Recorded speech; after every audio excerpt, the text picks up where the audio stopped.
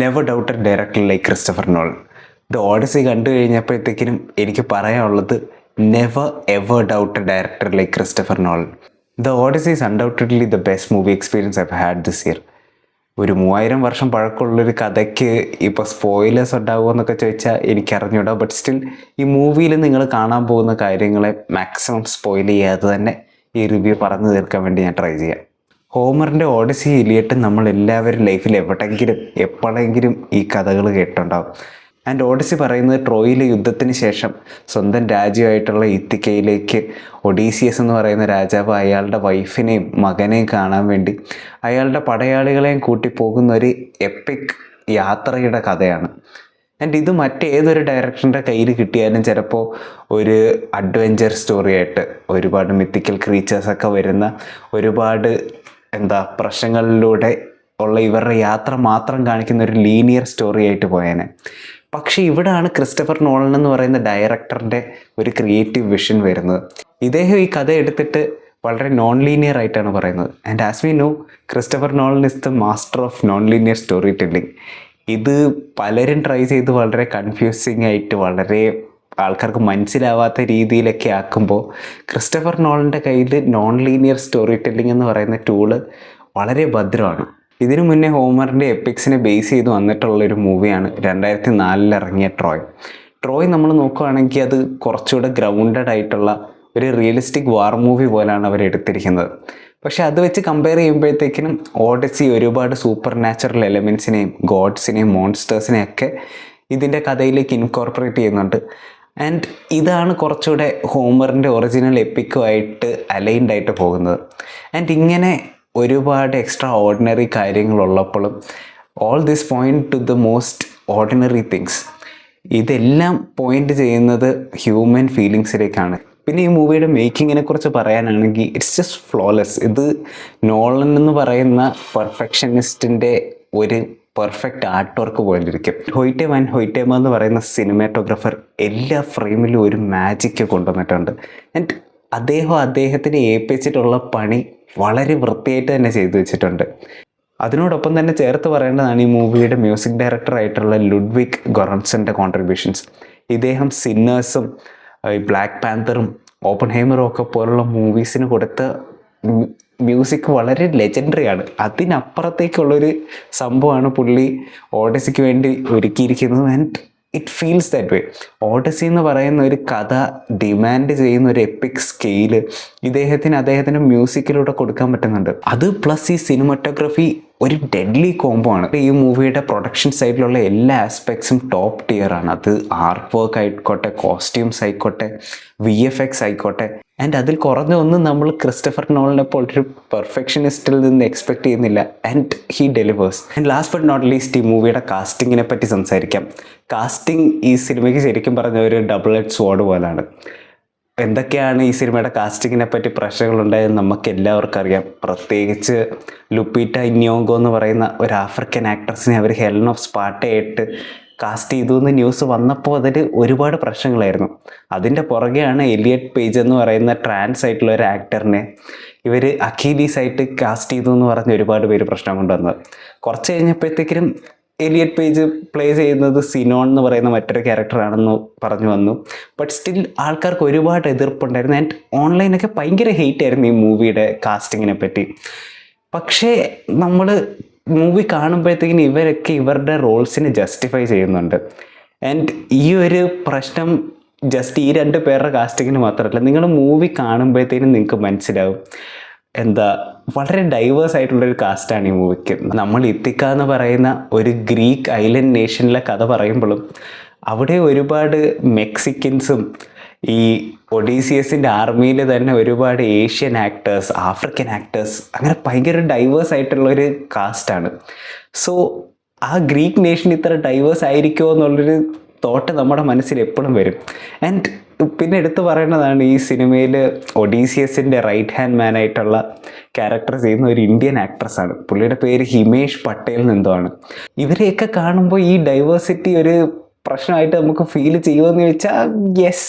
But ഇവരൊക്കെ ഇവരുടെ Rolls നന്നായിട്ട് ചെയ്യുന്നുണ്ടോ എന്ന് ചോദിച്ചാൽ ഉണ്ട്. ഇവർ ആക്ടിങ് വൈസ് അവർ ഈ ഒരു ഗ്യാപ്പ് ഫില്ല് ചെയ്യുന്നുണ്ട്. നമുക്ക് ഒരിക്കലും ഈ സിനിമ കണ്ടുകൊണ്ടിരിക്കുമ്പോഴത്തേക്കിനും എന്താ ഇവരെ ഇങ്ങനെ കാസ്റ്റ് ചെയ്തൊരു തെറ്റായിട്ടുള്ള തീരുമാനമാണെന്ന് പറയാൻ തോന്നുന്നില്ല. കാരണം അവരുടെ പെർഫോമൻസ് അതിനെ ജസ്റ്റിഫൈ ചെയ്യുന്നുണ്ട്. ബട്ട് സ്റ്റിൽ അതൊരു കല്ലുകടി തന്നെയാണ്, അല്ല എന്ന് പറയാൻ പറ്റില്ല. അത് എനിക്ക് മൂവി കണ്ടുകൊണ്ടിരിക്കുമ്പോഴും പല സ്ഥലങ്ങളും ഒരു ഡൈവേഴ്സിറ്റി കാർഡ് പോലെ എനിക്ക് ഫീൽ ചെയ്തു. But still the performances are really good. നമുക്ക് ഈ പ്രശ്നം തോന്നുന്നത് ഇങ്ങനെ ഡൈവേഴ്സിറ്റി പുറത്തുനിന്ന് വരുമ്പോഴല്ലേ. നമ്മൾ ശരിക്കും ഇരുന്ന് ആലോചിക്കുകയാണെങ്കിൽ ഈ ആക്ടേഴ്സ് ആയിട്ടുള്ള ആരും ശരിക്കും ഗ്രീക്കിൽ നിന്നുള്ള ആൾക്കാരാണ്. നമ്മൾ ഈ വൈറ്റ് ആക്ടേഴ്സിനെ മുഴുവൻ ഗ്രീസിലുള്ള ആൾക്കാരുമായിട്ട് ഇക്വേറ്റ് ചെയ്യുന്നതുകൊണ്ട് നമുക്കൊരു പ്രശ്നം തോന്നാത്തതല്ലേ. അല്ലാതെ നോക്കുകയാണെങ്കിൽ മാറ്റ് ഡേമൺ ആയിക്കോട്ടെ, ടോം ഹോളണ്ട് ആയിക്കോട്ടെ, ജസ്റ്റ് കോക്കേഷ്യൻ ആണെന്നേ ഉള്ളൂ. അവരാരും ഗ്രീസിൽ നിന്നുള്ള ആക്ടേഴ്സ് ഒന്നല്ല. But still we are okay with it. കാരണം നമ്മൾ വെസ്റ്റേൺ വേൾഡിലെ വൈറ്റ് ആയിട്ടുള്ള ആൾക്കാരെ മുഴുവൻ ഒരേ ലെൻസിൽ കൂടെ കാണുന്നതുകൊണ്ട് നമുക്ക് ആർക്കും ഒരു കുഴപ്പമില്ല. ആൻഡ് അത് പറയുമ്പോൾ തന്നെ എടുത്തു പറയേണ്ട പെർഫോമൻസസ് ആണ് Matt Damon, Tom Holland, Anne Hathaway, Robert Pattinson and Zendaya. ഇവരഞ്ച് പേരും അന്യായ പെർഫോമൻസ് ആണ്. Robert Pattinson, Matt Damon especially അവർ ചെയ്തിരിക്കുന്ന റോൾസിനോട് അവർ ചെയ്തിരിക്കുന്നത് 100-150% അവരവരുടെ ഹാർഡ് വർക്ക് ചെയ്തിട്ടുണ്ട്. ആൻഡ് അത് സ്ക്രീനിൽ നമുക്ക് കാണാനുമുണ്ട്. പക്ഷേ ഇതൊക്കെ പറയുമ്പോഴും എൻ്റെ ഫേവറേറ്റ് ഈ മൂവിയിൽ സെൻഡയാണ്. സെൻഡയ ചെയ്യുന്നത് അഥീന എന്ന് പറയുന്ന ഗോഡസിൻ്റെ ക്യാരക്ടറാണ്. ആൻഡ് അതൊരു ഗോഡസ് ആയിട്ടിരിക്കുമ്പോൾ തന്നെ അഥീന പല സിറ്റുവേഷൻസിലും ഈ ഒഡീസിയസിൻ്റെ മുന്നിൽ വരുമ്പോൾ വളരെ വൾണറബിളായിട്ട് നിൽക്കേണ്ട ഒരു സിറ്റുവേഷൻ ഉണ്ട്. അവർ ഒരുപാട് ഇമോട്ട് ചെയ്യേണ്ട കാര്യങ്ങളുണ്ട്. ആൻഡ് ഒരു സീൻ എനിക്ക് പറയാൻ പറ്റില്ല, അത് ഭയങ്കര സ്പോയിലറായിപ്പോൾ. പക്ഷെ ആ സീനിൽ സെൻഡയുടെ പെർഫോമൻസ് ഒരു 2 സെക്കൻഡേ കാണത്തുള്ളൂ. ബട്ട് അവർ ഇമോട്ട് ചെയ്യുന്നത് ഡയലോഗ്സില്ല, ഒന്നുമില്ല.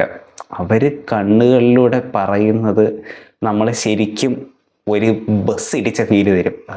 ആൻഡ് ഇൻ കൺക്ലൂഷൻ എനിക്ക് പറയാനുള്ളത്, ക്രിസ്റ്റഫർ നോളൻ അദ്ദേഹത്തിൻ്റെ മറ്റ് പോപ്പുലർ മൂവീസിലെ പോലെ തന്നെ ഒരു ഹൈ കോൺസെപ്റ്റ് സ്റ്റോറി എടുത്തിട്ട് അതിനെ എക്സ്ട്രാ ഓർഡിനറി വിഷ്വൽസും സ്പെഷ്യൽ വിഷ്വൽ എഫക്ട്സും എല്ലാം യൂസ് ചെയ്ത് വളരെ ബേസിക് ആയിട്ടുള്ള ഹ്യൂമൻ ഇമോഷൻസ് കമ്മ്യൂണിക്കേറ്റ് ചെയ്യാൻ വേണ്ടിയാണ് യൂസ് ചെയ്യുന്നത്. അത് മാത്രമല്ല, ഈ വാരിയേഴ്സിനെ ബേസിക്കലി ഇമ്മോർട്ടലാക്കിയ, അവർക്ക് വർഷങ്ങൾക്ക് ശേഷവും ഗ്ലോറി കൊടുക്കുന്ന ആ ട്രോയിലെ രാത്രിയെ, ട്രോയ് എന്ന് പറയുന്ന രാജ്യം വീണുപോയ ആ രാത്രിയെ ഒഡീസിയസ് എന്ന് പറയുന്ന ആളുടെ കണ്ണുകളിലൂടെ നോളൻ കാണിക്കുന്നത് വളരെ വ്യത്യസ്തമായിട്ടാണ്.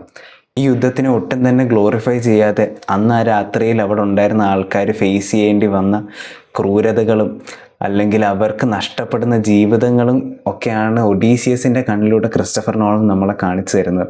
ആൻഡ് അതൊരു വളരെ ഇമ്പോർട്ടൻറ്റ് മെസ്സേജാണ് ഇപ്പോഴത്തെ ഒരു സാഹചര്യം നമ്മൾ നോക്കുകയാണെങ്കിലും. ഈ മൂവിയിൽ ആക്ച്വലി എനിക്ക് ഒരുപാട് മിസ് ചെയ്തൊരു ക്യാരക്ടറാണ് അക്കീലീസിൻ്റെത്. അക്കീലീസ് ആക്ച്വലി ഈ ട്രോജൻ വാറിൽ വളരെ ഒരു ഇമ്പോർട്ടൻറ്റ് റോൾ പ്ലേ ചെയ്യുന്ന ഒരാളാണ്.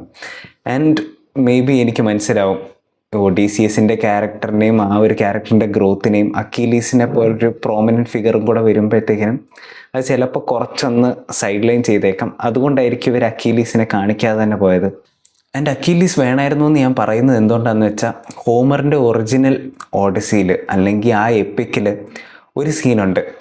ഈ ഒഡീസിയസ് ഇനി തിരിച്ച് വീട്ടിലേക്ക് പോകാനുള്ള വഴി അന്വേഷിച്ചിട്ട് ഹെയ്ഡീസിൻ്റെ അടുത്തേക്ക് പോകും, അണ്ടർ വേൾഡിലേക്ക് പോകും.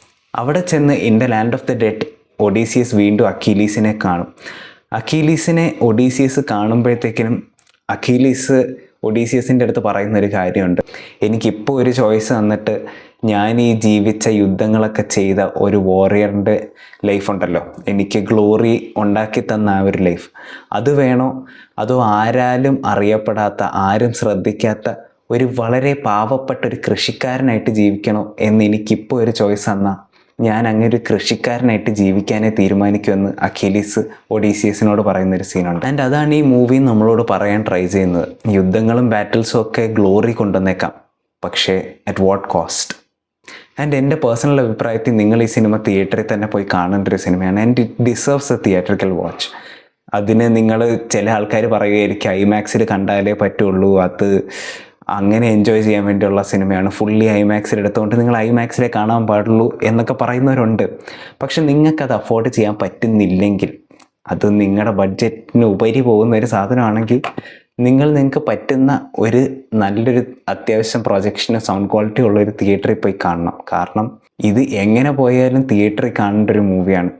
ആൻഡ് നിങ്ങൾക്ക് ആ കോസ്റ്റ് ജസ്റ്റിഫൈ ചെയ്യാൻ പറ്റുന്നില്ലെങ്കിൽ ഇറ്റ്സ് ഫൈൻ, ബട്ട് സ്റ്റിൽ നിങ്ങൾ തിയേറ്ററിൽ തന്നെ പോയി കാണാൻ ശ്രമിക്കുക. ആൻഡ് കണ്ടവരാണെങ്കിൽ നിങ്ങൾ നിങ്ങളുടെ അഭിപ്രായങ്ങൾ പറയുക.